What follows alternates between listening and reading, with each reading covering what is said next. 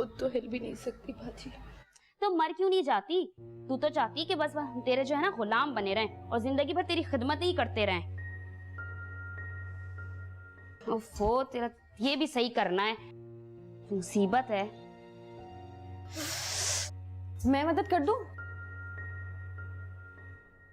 इससे हुआ क्या है? ऐसे नमूने यहाँ बहुत सारे दिखेंगे, किस किस के बारे में पूछती रहेगी? क्या हुआ है तुम्हें? रीढ़ की हड्डी टूट गई है इसकी।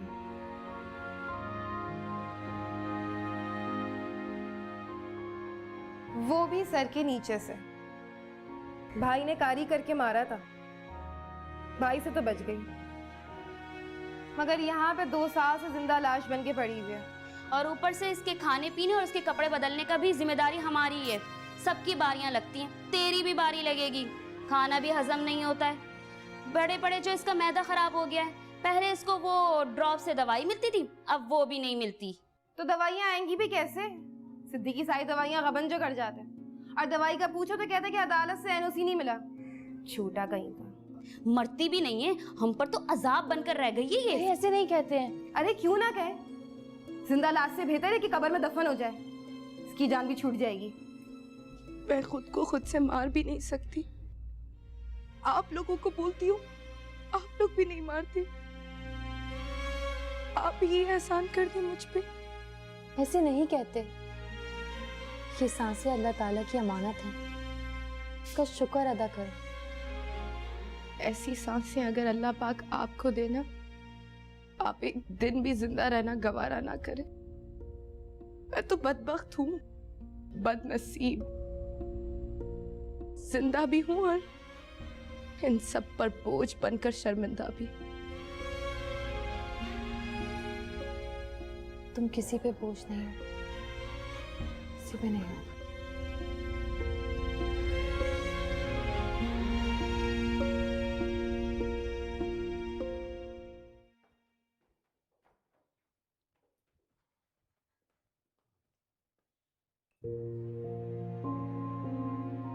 ये तुम्हारे पास कहाँ से आई? वॉशरूम से। ये मैंने तुम्हें पहनने के लिए दी थी, वॉशरूम में फेंकने के लिए नहीं। अरे अरे, ये क्या देख रही हूँ मैं? जोब, हमेशा की तरह तुम्हारी आदत नहीं गई ना। गिफ्ट इंसान बहुत प्यार से खरीदता है और जो देता है ना, हमेशा बहुत मोहब्बत से सीने से इसको लगा के रखा जाता है। तुम्हारी तरह कोई नहीं यार, कोई वॉशरूम में उठा के फेंक दिया। रहने दो फरा, जब गिफ्ट देने वाले इंसान की कदर ना हो तो उनकी चीजों की कदर कैसे होगी? अच्छा, तुम्हें फराह की बातों में आने की जरूरत नहीं है, क्योंकि इसे तो बस मौका चाहिए मेरी क्लास लेने का। मैंने इसे वहां फेंका नहीं था, मैं भूल गया था वॉशरूम में। और सॉरी, कल मैं तुम्हें कह नहीं सका, लेकिन आज कह रहा हूँ। Thanks for this gift. दादाजान, मामा, मैं फैसल की तरफ जा रहा हूँ, शाम में मिलते हैं। खुदा हाफिज। तो हर बात की जल्दी है।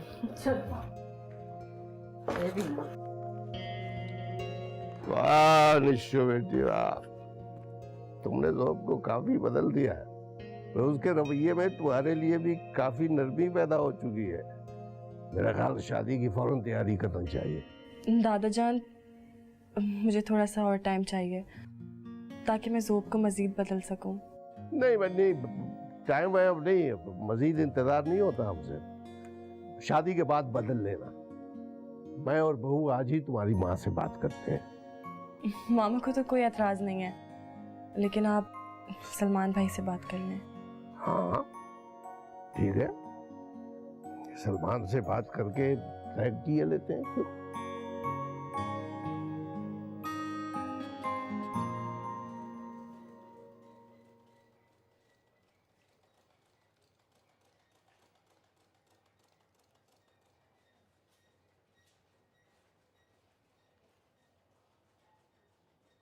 ठीक है, यही वाला सही है। अरे चलती है कहीं नखरे करती है तेरी में चुड़िया में। मैंने कहा ना मैं नहीं आ रही, नहीं आ रही मैं चेकअप के लिए। कोई जबरदस्ती है क्या? जबरदस्ती नहीं है, सीधी तरह से चल, वरना तू मुझे अच्छी तरह जानती है कि क्या हशर करूंगी। मुझ पर अपनी दोस्त जमाने की कोई जरूरत थी तुझे? समझी बात को? मुझ पे तेरी जबरदस्ती नहीं चलने वाली, जा यहाँ से। अरे ओ बेगैरत की औलाद, वो जो डॉक्टर नहीं है ना, वो हफ्ते में सिर्फ एक बार आती है, एक ही बार वो चेकअप करती है सबका। को तेरे बाप की मुलाजिमा थोड़ी है वो कि मैडम के लिए वो आएंगी और आके कहेंगे अपना इलाज करवा लो। मैंने बुलाया उसको, मैंने बुलाया क्या उसको जो तू मुझ पे धौंस जमा रही है?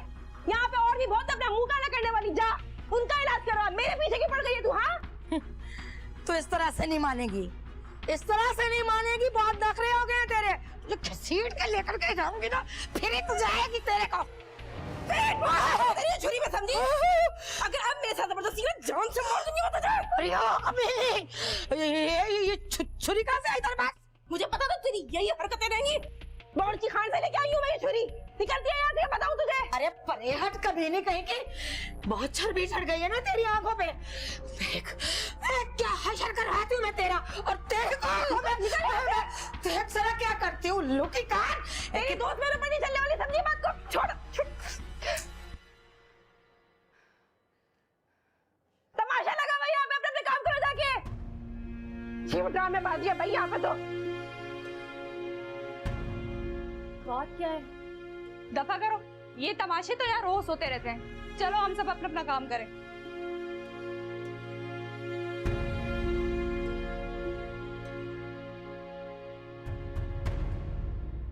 फरमाइए दादाजान, आपने अचानक मुझे बुलवाया? हाँ बेटा, दरअसल बेटे तुम्हारी माँ ने निशा की सारी जिम्मेदारी तुम्हें सौंप दी है। हमने तुम्हें इसलिए जहमत दी है बेटे कि हम जोब के लिए तुमसे निशा का हाथ मांगे। निशा का हाथ जोब के लिए? ये तो बहुत खुशी की बात है, पर क्या जोब रजामंद है? अरे जोब के राजी होने ना होने की नहीं, हमें उसका रिश्ता करने की फिक्र है, और ये हम हर हाल में करना चाहते हैं। आंटी, अगर जोब राजी नहीं होगा तो ये शादी कैसे होगी? और आप लोगों ने पहले भी कोशिश की, लेकिन उसने साफ इनकार कर दिया। हाँ बेटा, तुम ठीक कहते हो, हमें बहुत कोशिश की, उसकी पसंद नापसंद के लिए उसकी मिन्नत समाजत की, मगर अब जो हम चाहेंगे वो होगा, चाहे वो राजी हो या ना हो। अरे हमने ऐसे कितने ही रिश्ते देखे हैं जहाँ लड़का पहले राजी नहीं था, लेकिन बाद में सब ठीक हो जाता है। माजरत चाहता हूँ आंटी, पर जमाना बदल चुका है। आज के दौर में लड़का लड़की दोनों का रजामंद होना बहुत ही जरूरी है, वरना खामखा बाद में मसले हो सकते हैं। इनफैक्ट काफी जिंदगियां बर्बाद भी हुई हैं। मैं तुम्हारी बात मानता हूँ, तुम ठीक कह रहे हो, लेकिन देखो बेटे, जहां तक जोब का ताल्लुक है उसकी सारी जिम्मेदारी हमारी है, और फिर तुम्हें ये सुनकर खुशी होगी कि निशा भी इस फैसले पर हमारे साथ है। बस हमें तुम्हारी इजाजत की जरूरत है। निशा भी फैसले में शरीक है? ठीक है दादाजान, मैं निशा से बात करके आप लोगों को जवाब दे देता हूँ। ठीक, चलो भाई, ये बात हो गई।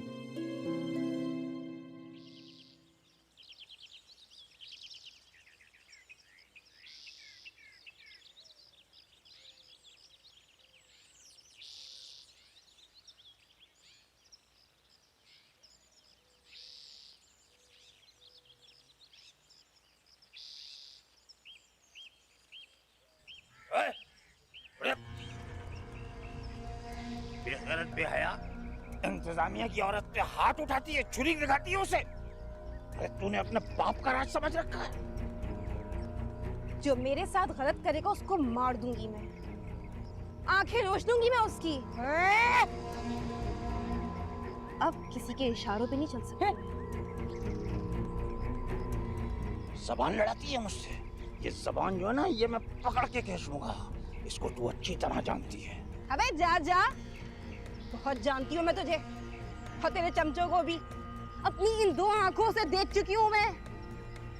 निगहबान है ना तू यहाँ का, तो सिर्फ निगहबानी कर, अपना हुक्म ना चला मुझ पे।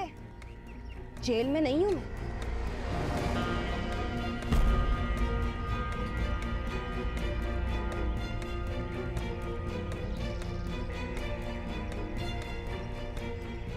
एक बात सुन,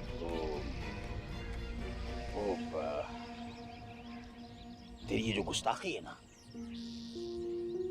ये इस गुस्ताखी पर मैं तुझे ये दारुल अमान से निकलवा सकता हूँ, बल्कि निकाल सकता हूँ, और खुदा की कसम मैं ऐसे ही करूंगा।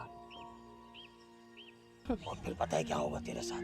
जब तू बाहर निकलेगी ना, तो ये जो देख, ये हथेली जो है ना, इस तरह तू दर दर की ठोकरें खाएगी और तेरी हथेली इस तरह फैली होगी और लोग भीख दे रहे होंगे तुझे, भीख मांगती फिरेगी, भीख।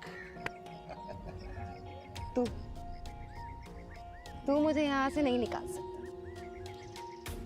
नहीं निकाल सकता तू मुझे यहाँ से, क्योंकि यहाँ आने के लिए भी अदालत के इजाजतनामे की जरूरत होती है और यहाँ से निकालने के लिए भी अदालत के एनओसी की जरूरत होती है। इतना कानून जानती हूँ मैं। जानती है, बहुत कुछ जानती है और जान गई है, लेकिन इसको ये नहीं पता कि इसके साथ होने वाला क्या है। बहुत जल्दी होने वाला है, बेइंतहा जल्दी। रहने दो सुल्ताना, अभी इसको इसके हाल पर छोड़ दो, क्योंकि अब जो कुछ भी होगा इसके साथ, इसकी जिम्मेदारी खुद इसकी होगी। हो जाना चाहिए जल्दी। खड़ी यहाँ पे क्या कर रही हो? चल चल चल चल चल चल चल चल चल चलो चलो चलो चलो चलो चलो चलो चले भाई, अपनी जगह चल चल। जल्दी से बारी को पे आ जरा। बैठो बैठो। तुम लोगों को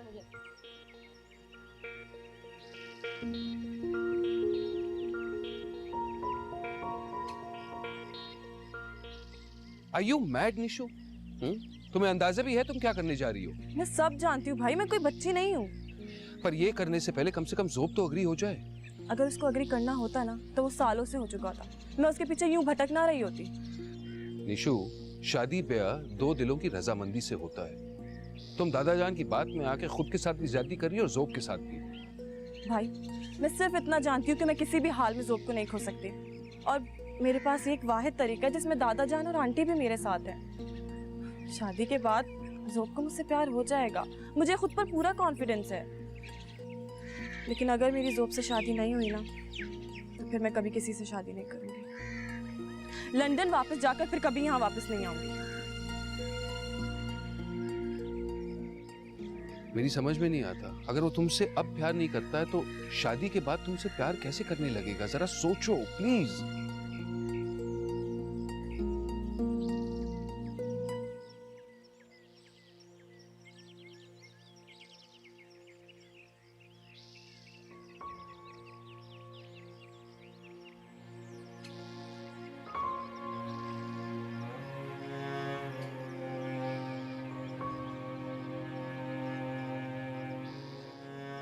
सदफ,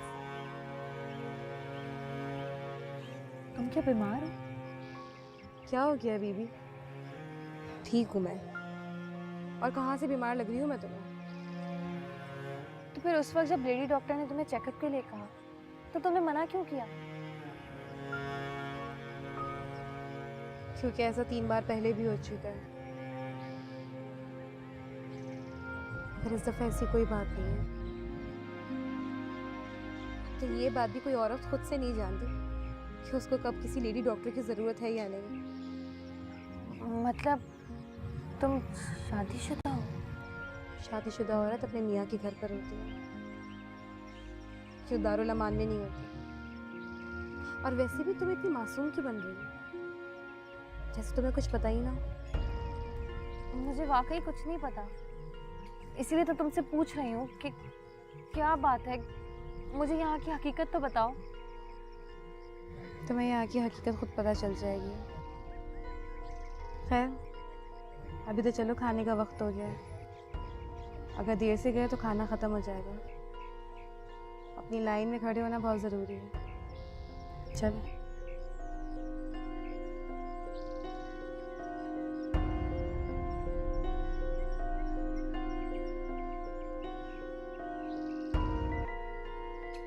बेटा तुमने अभी तक जवाब नहीं दिया। भाई जो कुछ कहना है आज ही कह दो, हमारे पास वक्त बहुत कम है। आई एम सॉरी दादाजान, पर एक भाई होने के नाते से मुझे निशा की बहुत फिक्र है। अब देखें ना, उसकी शादी का अंजाम उसी को भुगतना होगा। ये बात वो अच्छी तरह जानती है, पर फिर भी इस फैसले पर अड़ी भी है। आप लोग भी यही चाहते हैं। अब सच तो यह है कि मेरी समझ में नहीं आता मुझे क्या करना चाहिए। बेटा मैं ज़ोब का ही नहीं, तुम दोनों का दादा हूं। निशा बेटी को भी मैंने अच्छी तरह पढ़ा है और ज़ोब से भी वाकिफ हूं, इसलिए जो कुछ भी मैं कहूंगा उसमें कोई ना कोई मसलियत जरूर होगी। ठीक है दादाजान, अगर आप और आंटी ये चाहते हैं तो मुझे कोई एतराज नहीं। चलो शुक्रिया बेटा, सब कुछ तय हो गया। आज से शादी की तैयारियां शुरू कर दें और तारीख भी तय कर दें। ठीक है। लो।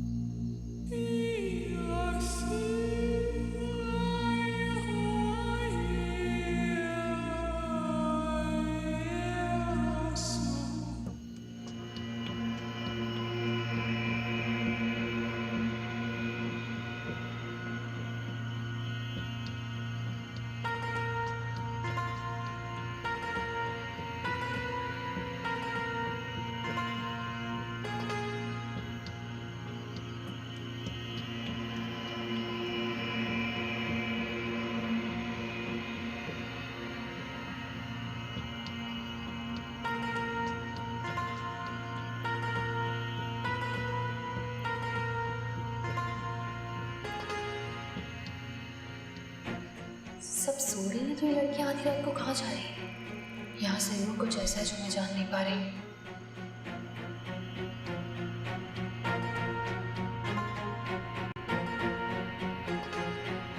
बताएं ना अम्मी, क्या हुआ? क्या हो सकता है? ठीक हो जाएगा। दादा जान, मामा, ये सब क्या हो रहा है घर में? तुम बताओ क्या हो रहा है?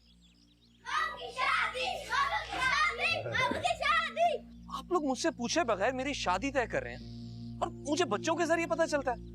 मुझे को बताने की जहमत भी नहीं करता। ये सब क्या हो रहा है घर में? एक तो फरा तुम्हारे भी बच्चे ना, कोई बात उनके मुंह में नहीं टिकती है। उन्हें क्या जरूरत थी वक्त से पहले ढंडोरा पीटने की? अम्मी मुझे क्या पता था बच्चों ने ये बात कब सुनी, वरना मैं इन्हें बोलने ही नहीं देती। कोई मेरी बात का जवाब भी देगा या नहीं? तुम्हारी बात का जवाब वही है जो तुम अच्छी तरह जानते हो। तुम्हारी शादी होगी और हर हाल में होगी। जहाँ तक रही तुम्हें बताने की बात, पहले कौन सी तुमने हमारी बात मानी है जो अब बताने से मान जाओगे? तुमने हमें इस फैसले तक पहुंचाया है और अब इस मामले में हम तुम्हारी कोई बात नहीं सुनेंगे। कोई बहसो मुबाहिसा तुमसे नहीं होगा। बस।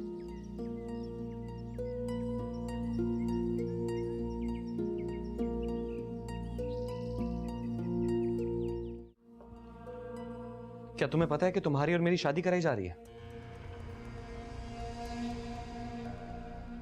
मैं कुछ पूछ रहा हूं तुमसे।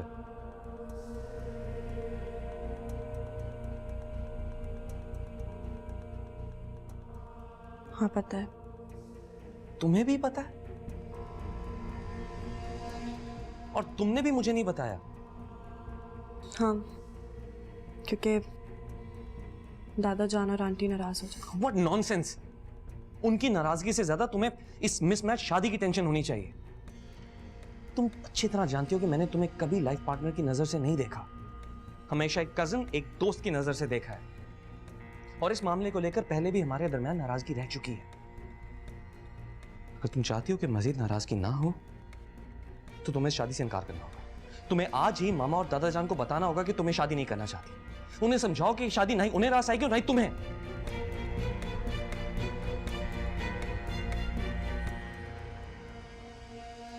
इससे ज्यादा और कुछ नहीं कह सकता। और मुझे उम्मीद है कि तुम मेरी बात समझ चुकी हो। तुम्हें करना होगा।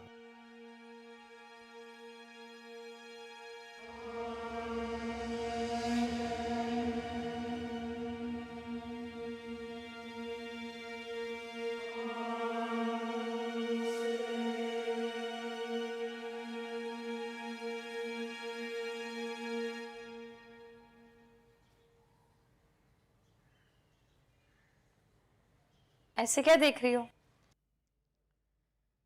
देख रही हूँ बीबी जी, आप वो पहली लड़की हो जो दिल से मेरी खिदमत कर रही हो। ना आपके माथे पे कोई बल है, ना लहजे में बेजारी, और ना ही जल्दी जल्दी काम करके जान छुड़ाने वाली बात। इसमें जान छुड़ाने वाली क्या बात है? दूसरों की खिदमत करने का मौका सिर्फ खुश नसीबों को मिलता है। जानती हैं बीबी जी, इंसान के लिए सबसे बड़ा तकलीफ का वक्त कौन सा होता है? जब वो खुद अपने लिए ना कुछ कर सके,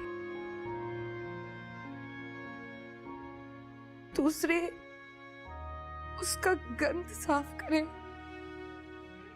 उसको कोसे, गालियां दे, बुरा भला कहे, और वो फिर भी बेगैरतों की तरह सब कुछ देखता रहे। दूसरे उसे खिलाए पिलाए, उठाए बिठाए, लेकिन वो फिर भी जिंदा रहे, खामोश तमाशाई की तरह।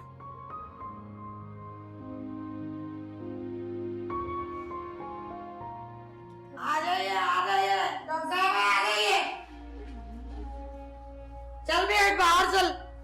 काफी तूने इसकी खिदमत कर ली, अब डॉक्टर साहब आ गई है इसको देखने के लिए। चल शाबाश। हाँ तो मैं भी इसका इलाज होते देखूंगी ना, आप लोगों की मदद कर दूंगी। इतनी चालाक और मासी बनने की कोशिश मत कर। जब डॉक्टर साहब हैं, औरों के भी तो इलाज करने हैं उन्होंने। चल शाबाश चल। आए डॉक्टर साहब, आ जाओ लड़कियों, तुम लोग भी आ जाओ।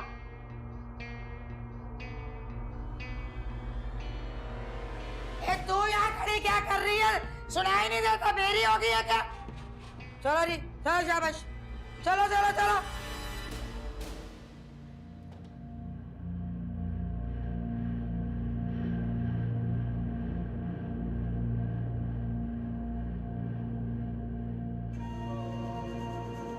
हर बात पर इतना हैरान होने की जरूरत नहीं है। जो बात तुमने मुझसे कल पूछी थी ना, आओ बता दो।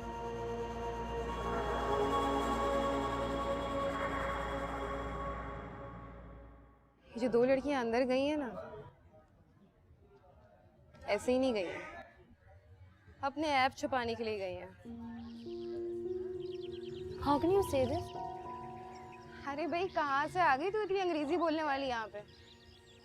यहाँ पे नहीं काम इतने अंग्रेज किसी इंसान का। तुम मेरी छोड़ो, ये लोग क्या करने गई हैं वहाँ, और इनकी हालत इतनी बिगड़ी हुई क्यों है? क्या मतलब बिगड़ी हुई है? यहाँ पे अच्छी लड़कियाँ और औरतें भी रहती हैं, और जो चंद बिगड़ गई हैं वो खुद से नहीं बिगड़ी।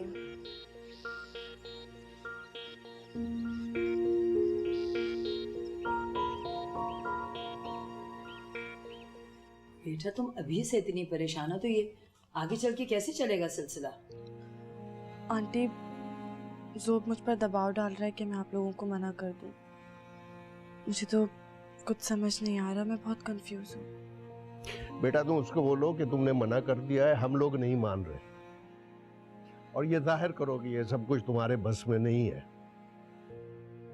उसे इस बात का पता नहीं चलना चाहिए कि इस फैसले में तुम हमारे साथ शरीक थे, वरना याद रखो शादी के बाद तुम्हें बहुत तंग करेगा, अच्छी तरह नहीं पेश आएगा तुम्हारे साथ।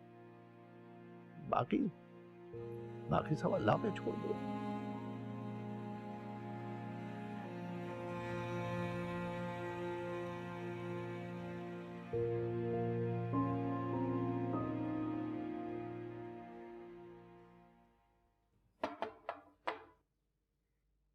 जी आइए मिस नायाब, आप मुझसे क्यों मिलना चाह रही थी भाई? दारुल अमान में कुछ गैर अखलाकी काम हो रहे हैं, मैंने सुना है कि आप भी इन्वॉल्व हैं। बात सुनिए, किस तरह की गैर अखलाकी हरकतों की बात कर रही हैं आप? हैं? और मैं कैसे इन्वॉल्व हो गया? और ये कहा किसने आपसे? जो गैर अखलाकी काम यहाँ हो रहे हैं उसका नाम मैं अपनी जबान से ले भी नहीं सकती। समझ तो गए होंगे आप मैं क्या कहना चाह रही हूँ। समझ गया और बहुत अच्छी तरह समझ गया कि ये आपसे किसने कहा है। ये उसी लड़की ने कहा है ना जो कल मेरी स्टाफ पर छुरी उठा रही थी। आपको पता है वो कौन है? वो कातिला है, कत्ल करके दारुल अमान में आई है। उसे तो हमारा एहसान मंद होना चाहिए कि हम उसको अपनी पनाह में लिए हुए हैं। ठीक है, वो झूठ बोल रही होगी, लेकिन कल रात मैंने अपनी आंखों से 2 लड़कियों को बाहर जाते हुए देखा। आपको मैंने यहाँ बर्दाश्त किया है सिर्फ डॉक्टर सलमान की वजह से, वरना मुझे कोई जरूरत नहीं है कि आपसे इस तरह से आप मुझ पर इल्जाम लगाएं और मुझे इस तरह का समझें। मैं अब इस दारुल अमान में नहीं रह सकती। यहाँ लोगों की जिंदगी संवारने और उन्हें पनाह देने के बजाय उनकी जिंदगी को मजीद बिगाड़ा जा रहा है। आप दारुल अमान से ना जाएं, जाएं इधर से। दारुल अमान नहीं छोड़ते, दारुल अमान छोड़ के जा रही हूँ तो जाएं। मिन्नत की है, आपके पैर पकड़े हमने, हैं? बताएं। वैसे भी आप एनओसी के बगैर आई हैं। वो तो डॉक्टर सलमान की वजह से मैंने अपने बिहाफ पर आपको रख लिया। मैं यहाँ नहीं रहूंगी दारुल अमान में। आ गई बड़ी दारुल अमान में मैं छोड़ दूंगी। क्या कर लेगी? छोड़ देगी तो बात करने चलिए।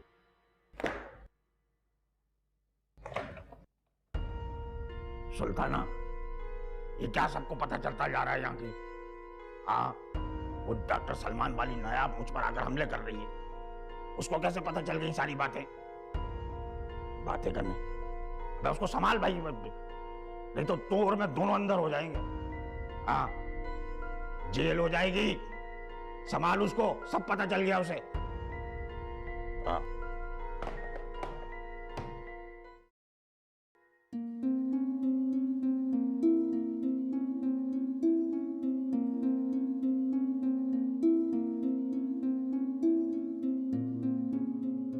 तू यहाँ से जा रही है ना? बहुत अच्छा कर रही है तू। ये तो जैसी लड़की की जगह नहीं है। हमारे पास तो इस जगह के अलावा कोई और ठिकाना ही नहीं है। उन्होंने खैर समझ के ठुकरा जो दिया, लेकिन अगर इस दुनिया में कोई भी तेरा रिश्तेदार है ना, उसके पास चली जा, चाहे दूर का रिश्तेदार ही क्यों ना हो, कि तू यहाँ से चली जा। जिंदगी भर उसकी नौकरानी बन के रहना, चाहे जिंदगी भर उसका एहसान मंद रहना, कि यहाँ से चली जा।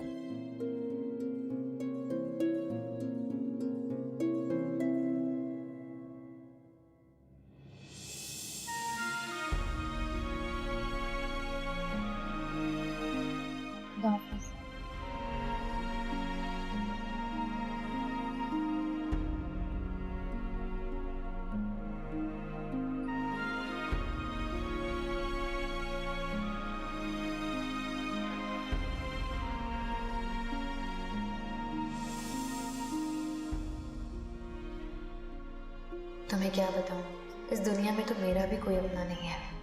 एक अपना था जो मुझे निकाह पढ़वा कर दुबई भाग गया। एक जो निकाह का हकदार था, वो हाथ पे दाग देकर मुझे छोड़कर चला गया। एक डॉक्टर सलमान जो अपनों से ज़्यादा अपने लगते थे, मैं उनके पास नहीं जा सकती क्योंकि मैं शादीशुदा हूँ और वो अनजाने में मुझे अपनाने की उम्मीदवार है। माया, तुम तो फिर बेसर सामान की हालत में पड़ गई। अब तुम्हें कौन सी जल नसीब होगी?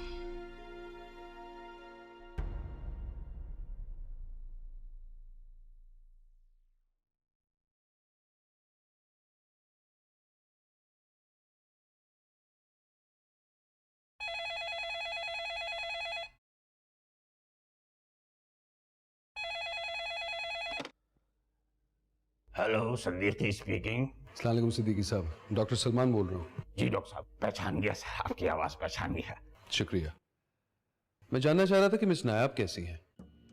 वो बिल्कुल ठीक है, बिल्कुल ठीक है माशाल्लाह। अल्लाह का लाख लाख शुक्र है कि वो ठीक है। सिद्दीकी साहब, वो मेरे लिए बहुत ही ख़ास है, मोहतरम है, तो देखें प्लीज़ उन्हें शिकायत करने का मौका ना मिले। और जैसे कि मैंने लिखा था, she is very well educated, इसलिए आपके इंस्टीट्यूट को फ़ायदा भी हो सकता है।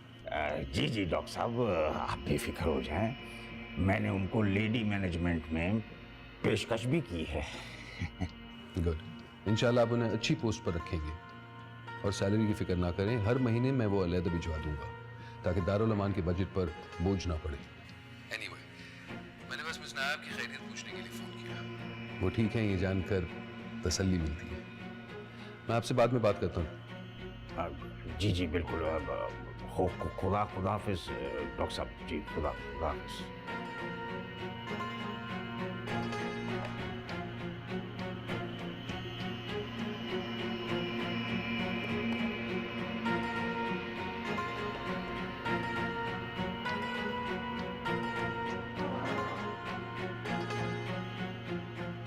मिस नायाब, मिस नायाब, मिस नायाब बात सुनिए। मिस नायाब प्लीज बात सुनिए। रुकिए। देखिए नाराज ना हो, मैं आपसे माफी मांगता हूं अगर मेरी कोई बात बुरी लगी है। गलती हो गई, आपको पता है उम्र का तकाजा है, बोलता कुछ हूं निकल कुछ जाता है। आपको तो पता ही है मैं आपकी कितनी इज्जत करता हूँ। ऐसा हो ही नहीं सकता कि मैं आपकी बेइज्जती करूँ या खुदा ना खास्ता आपको इस तरह निकलने को कह दूँ। आप देखिए ना, मैं आपको एक बात, देखिए मैं आपको एक बात, आप एक पढ़ी लिखी खातून है, मैं अब आपको समझाता हूँ। इस दारुल अमान में कुछ ऐसी खवातीन आ गई हैं जो कि बुराई की तरफ ले जा रही हैं। दारुल अमान बदनाम हो रहा है, मैं उसको कंट्रोल करने की कोशिश कर रहा हूँ और इंशाल्लाह आपको शिकायत का मौका नहीं होगा और आपको तो कुछ होगा ही नहीं, मेरा वादा है आपसे। देखिए पता है क्या, अगर आप नाराज होकर चली गई तो डॉक्टर सलमान हमसे नाराज हो जाएंगे और डॉक्टर सलमान नाराज हो जाएंगे तो वो हमारा डोनेशन बंद कर देंगे। तो आप नाराज ना हो, मुझे माफ कर दीजिए, मैं आपके आगे हाथ जोड़ रहा हूँ। अब भाई वो क्या कौन है, फौजिया इधर आओ भाई, इधर आओ। आप कुछ नहीं बोलेंगी, खुदा के वास्ते अभी आप कुछ नहीं बोलेंगी। बस फौजिया इनका बैग ले जाके अंदर रखो और इनका ख्याल रखा करो तुम लोग सब। ये एक तरह से टीचर है भाई तुम्हारी, लेकर जाओ बैग। ठीक है। कमरे में रखो, संभाल के रखना और कपड़े निकाल के उसमें टांग देना। किसमें कपबोर्ड है ना आपकी, उसमें टांग दो कपड़े। आइए आइए आइए आइए, आ जाइए।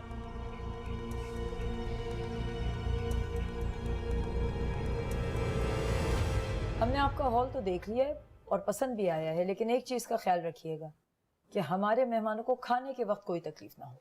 इंशाल्लाह आपको कोई परेशानी नहीं होगी। अगर आप अंदाज़न अपने मेहमानों की तादाद बता दें तो मैं अभी बजट बनाकर पेश कर देता हूँ। अब मेरा ख्याल है कि कम से कम 800 तो होंगे। आप 850 का टोटल बना। फिर आपको दोनों हॉल बुक कराने पड़ेंगे क्योंकि एक हॉल में 500 अफराद की गुंजाइश है। तो ठीक है, आप दोनों हॉल बुक करा लीजिए, लेकिन जो बजट आप हमें बताएंगे उसमें रियायत करके लिखिएगा। ठीक है, मैं अभी आपको बना देता हूँ। ले दूल्हा भी आ गया। ज़ोब इधर आओ बेटा। भाई ये शादी के लिए हॉल बुक हो चुका है। कार्ड पे मैंने तारीख 29 को शादी की और 30 को वलीमे की लिखवा दी। अब अगर तुम्हें कोई रद्द-बदल करना है तो बता दो, क्योंकि कल कार्ड्स चले जाएंगे छपने के लिए। पता जाना मुझे एक मिनट। हाँ, एक मिनट क्या ले लो, जल्दी थोड़ी। हाँ। ये सब क्या तमाशा, आप लोग ऐसा क्यों कर रहे हैं? तमाशा होगा तुम्हारे लिए, हमारे लिए तो जिंदगी का हिस्सा है, एक जिम्मेदारी है जो हमें पूरी करनी है। मैंने अकरम से बात कर ली है, कल तुम उसकी दुकान पर जाओ, दूल्हे का लिबास और शादी के कपड़े वगैरह मुंतखब कर। ना मैं अकरम के पास जाऊंगा ना मैं शादी करूंगा। आप लोग मेरा जवाब पहले से जानते हैं। ठीक है, मत जाओ अकरम की दुकान पर, मैं इसी लिबास में तुम्हारी शादी करवाऊंगा। अब ये शादी कैंसिल नहीं होगी। मैंने अपने तमाम रिश्तेदारों को, तमाम जानने वालों को, सबको कह दिया, सबको पता चल गया है। सिर्फ दावतनामा देना बाकी है। अगर तुम चाहते हो तो शादी में शामिल होकर अपनी और हमारी इज्जत की रखवाली करो, और अगर भगोड़ों की तरह फरार होना चाहते हो तो जाओ, अपनी और हमारी बदनामी का बास बन। नैनों से नैनों का रिश्ता है बरसों का, ये है जियो